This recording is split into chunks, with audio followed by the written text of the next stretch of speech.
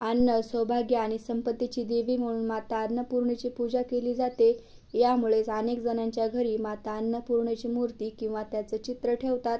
देवी अन्नपूर्णेला धान्य अर्पण करून पूजा करतात. मात्र देवीला वाहिलेले तांदूळ किंवा धान्याचं नंतर काय करावं हाच प्रश्न सर्वांना पडतो. तेच आज आपण जाणून घेऊया.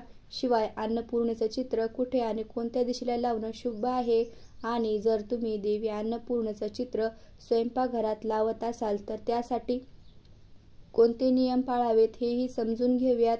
पण त्याआधी आमच्या चॅनलला सबस्क्राईब नक्की करा. देवी अन्नपूर्णा म्हणजे अन्नधान्यात वास करणारी देवी. देवी अन्नपूर्णेच्या पूजेमध्ये अन्नधान्यानेच पूजा केली जाते. अनेक घरामध्ये अन्नपूर्णेची मूर्ती धान्य म्हणजेच गहू किंवा तांदळात ठेवतात. त्यांच्याकडे देवी अन्नपूर्णेची मूर्ती किंवा चित्र नसेल असे अनेक जण ठेवून सुद्धा पूजा करतात. देवी अन्नपूर्णा मातेच्या पूजेमध्ये अन्नधान्याची पूजा करत असताना नवीन धान्य पूजेमध्ये वापरले जाते. काही जण देवी अन्नपूर्णेला धान्य अर्पण करतात, तर काही जण देवी अन्नपूर्णेवर धान्याचा वर्षाव करत देवीच्या चरणापासून तर डोक्यापर्यंत धान्य वाहतात.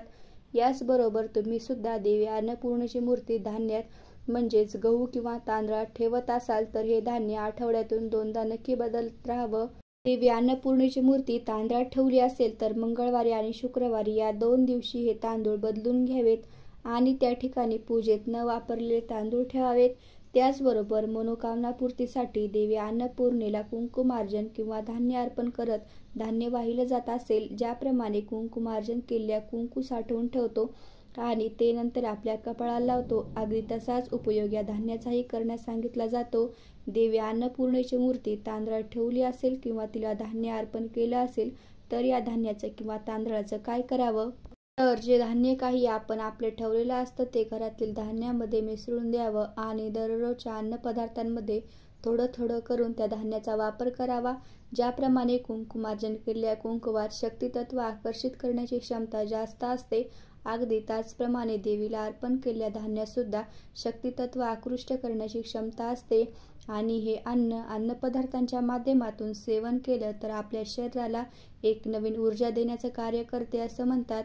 त्यामुळे घरातील सदस्यांमध्ये प्रेम व आदर टिकून राहण्यास मदत मिळते आणि घरात सुख समृद्धी कायम राहते. याचबरोबर माता अन्नपूर्णेच्या मूर्तीची किंवा अन्नपूर्णेच्या चित्राची तुम्ही स्थापना करणार असाल तर हे चित्र कुठे लावावं, कोणत्या दिशेला लावणं शुभ आहे, आणि जर तुम्ही हे स्वयंपाकघरात लावून इच्छित असाल तर कोणते नियम पाळले पाहिजे हेही तितकंच महत्त्वाचं आहे. आई अन्नपूर्णाचा फोटो आग्नेय दिशेला लावणं उत्तम मानलं गेलंय. अग्नी म्हणजे अग्नीद्वारे शिजवलं जातं, म्हणून अग्नीच्या कोपऱ्यात अन्नपूर्णा मातेचं चित्र ठेवल्यानं घरात सुख, सौभाग्य आणि समृद्धी येते. शिवाय वास्तुशास्त्रानुसार माता अन्नपूर्णेच्या चित्रासाठी सर्वात शुभ दिशा म्हणजे पूर्व दक्षिण म्हणजेच आग्नेय कोपऱ्याचा मध्यभाग आहे. या दिशेला देवांचा वास असतो. यामुळे या ठिकाणी आई अन्नपूर्णेचं चित्र ठेवल्याने घरात सुख, समृद्धी आणि सौभाग्य नांदतं आणि कधीही अन्नाची कमतरता भासत नाही.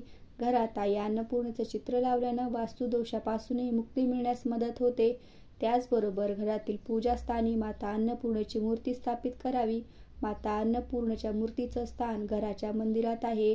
घराच्या मंदिरात माता अन्नपूर्णेची मूर्ती ठेवल्यास खूप शुभ मानलं जातं.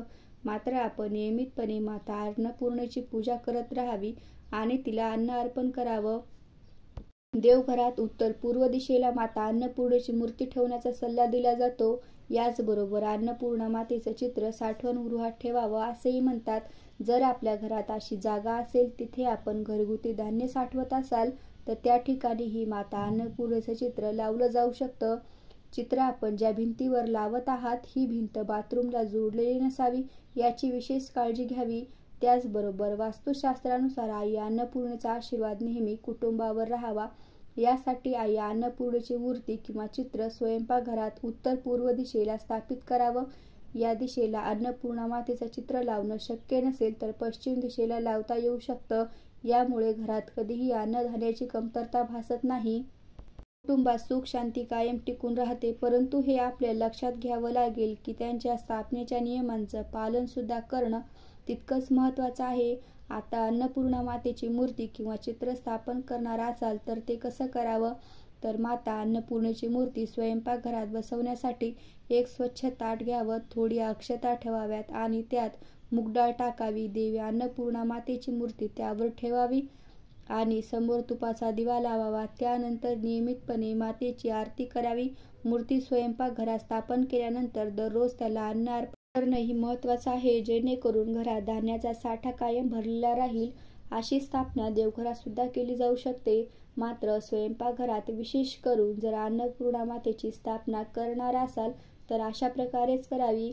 त्याचबरोबर स्वयंपाकघरात अन्नपूर्णा मातेचं चित्र किंवा मूर्ती लावणार असाल तर त्यासाठी काही गोष्टी नेहमी लक्षात ठेवाव्यात.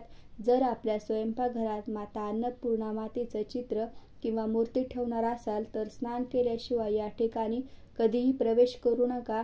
अशा स्वयंपाकघरात चुकूनही मांसाहार करू नये आणि शक्य असल्यास कांदा लसूण शिवाय अन्न शिजवण्याचा प्रयत्न करावा.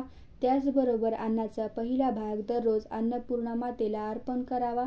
तर अशा प्रकारे अन्न, सौभाग्य आणि संपत्तीची देवी माता अन्नपूर्णेची पूजा नक्की करावी. यामुळे अनेक जणांच्या घरी माता अन्नपूर्णेची मूर्ती, त्यांचं चित्र तुमच्या घरी असेल, त्यांना तुम्ही धान्य अर्पण करत असाल तर त्या धान्याचा उपयोग नंतर कशा पद्धतीने करावा आणि देवी अन्नपूर्णा मातेची पूजा कशा पद्धतीने करावी, देवी अन्नपूर्णा मातेचं चित्र कोणत्या दिशेला लावावं, स्वयंपाकघरात देवी अन्नपूर्णा मातेची स्थापना कशी करावी, या सर्व प्रश्नांची उत्तरं तुम्हाला मिळाली असतील अशी खात्री आहे.